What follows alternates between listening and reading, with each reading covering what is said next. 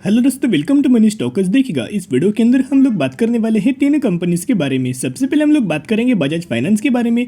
बाद में हम लोग बात करेंगे एक कंपनी के अंदर स्प्लिट का आपको बेनिफिट मिलने वाला है, और उसके बाद हम लोग बात करने वाले हैं एलटीआई के बारे में, जहां तीनों कंपनी के अंदर important updates as well as हमें इंपॉर्टेंट न्यूज़ निकल के आई है।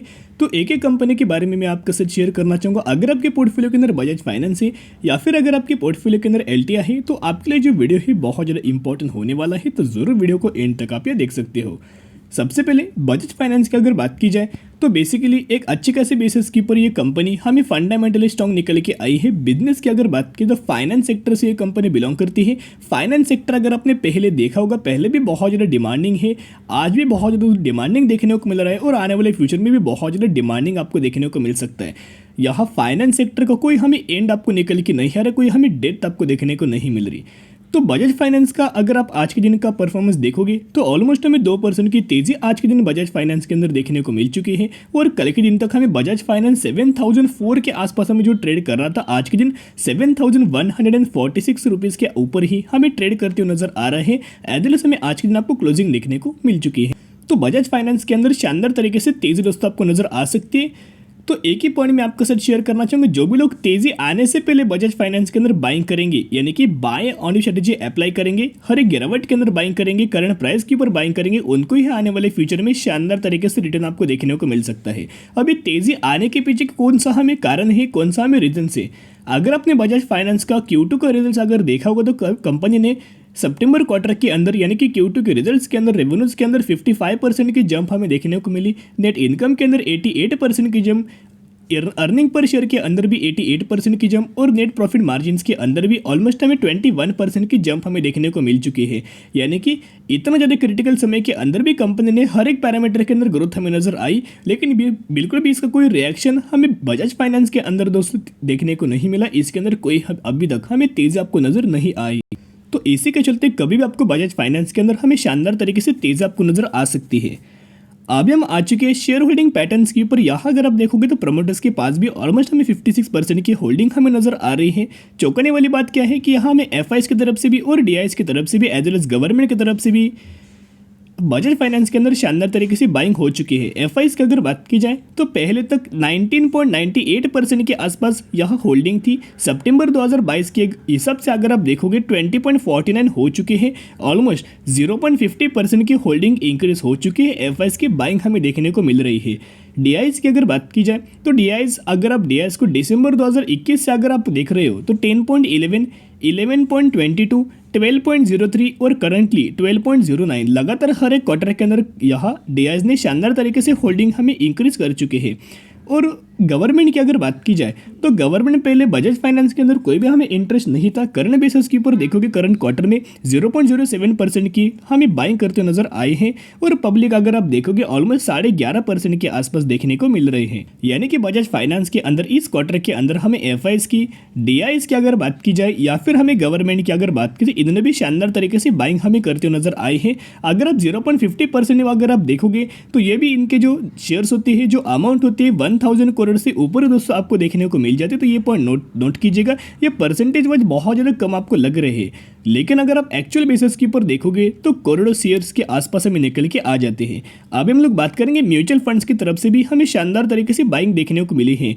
यानी कि तेजी आने के पीछे एक ही हमें रीजन हो सकते हैं, जैसे कि मैंने आपके साथ शेयर किया कंपनी का Q2 का रिजल्ट, एज वेल एज हमें एफआईज की बाइंग, डीआईज की बाइंग हो रही है। किसी भी कंपनी के अंदर लगातार अगर कोई स्टेक इंक्रीज कर रहे हैं तो आने वाले फ्यूचर में कोई ना कोई बिग अपडेट्स हमें नजर आ सकते, कुछ बड़ा धमाका हमें देखने को मिल सकता है। एफआईज भी बाइंग कर रहे हैं, डीआईज भी बाइंग कर रहे हैं, ऊपर से हमें म्यूचुअल फंड्स की भी बाइंग हो रही है। 106 म्यूचुअल फंड्स की बाइंग एंड 72 म्यूचुअल फंड्स की सेलिंग हो चुकी है। यानी कि ये जो नंबर से सितंबर महीने के मैं आपके साथ शेयर करूं, जहां 106 म्यूचुअल फंड्स की बाइंग हमें नजर आ चुकी है।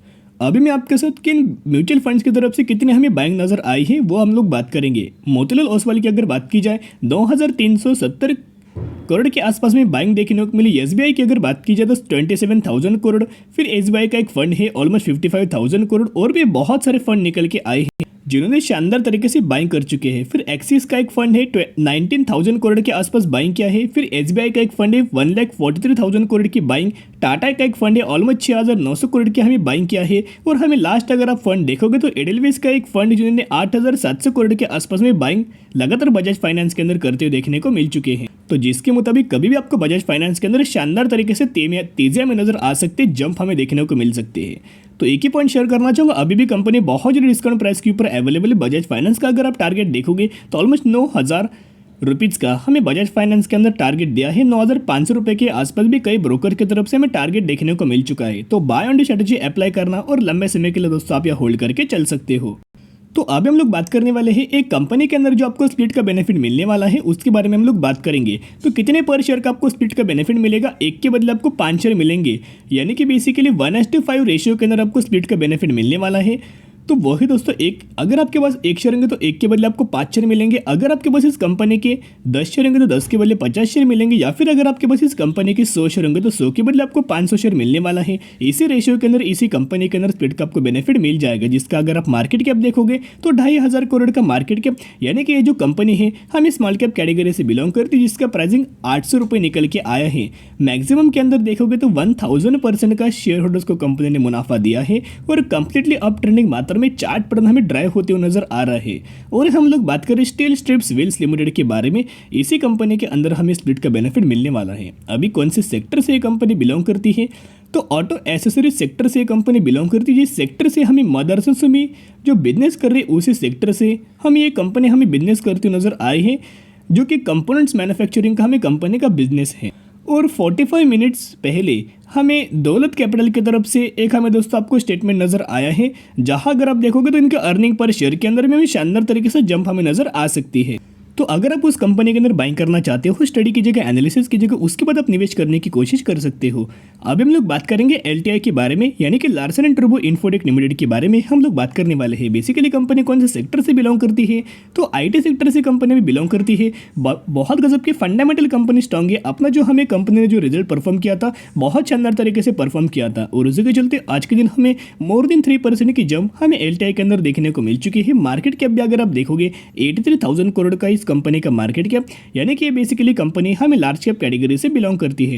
तो बेसिकली एलटीआई की अगर बात की जाए तो हमें 10 घंटे पहले एक हमें न्यूज़ निकल के आई है कि इनके अर्निंग पर शेयर है, यानी कि EPS growth is important to you Larsen and Toubro Infotech. Basically यहाँ एक बहुत गजब की हमें अपॉर्चुनिटी नजर आ रही है, जहाँ इनके अर्निंग पर शेयर के अंदर शानदार तरीके से आने वाले फ्यूचर में हमें ग्रोथ आपको देखने को मिल सकती है।